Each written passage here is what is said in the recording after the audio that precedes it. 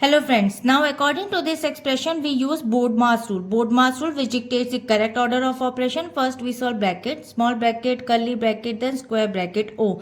O stands for O, we convert into multiplication, we solve roots and exponents. D stands for division, M stands for multiplication, A stands for addition, S stands for subtraction.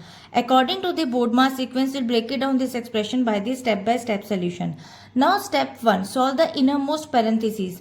First innermost parenthesis is 3 plus 2 is equals to 5. According to this step, calculate the sum inside the simplest round brackets. BODMAS says that state operations inside the innermost brackets must always be done first. So now the current expression becomes 120 divided by curly braces 6 multiplied by 5 curly braces of plus 7 square multiplied by 2 minus 9. So now move to the second step. Solve the curly braces 6 into 5 and evaluate the exponent also 7 square. Multiply the number inside the curly braces and calculate the value of 7 square. So first 6 into 5 equals to 30 and then 7 power square equals to 49. According to this step 2.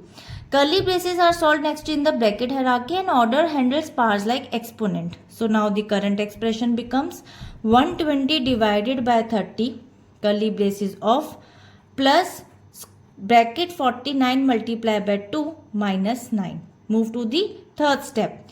Solve the square brackets 120 divided by 30 and the remaining parenthesis 49 multiplied by 2. According to this step, square brackets and the final level of brackets to clear alongside completing the operation in any remaining groups.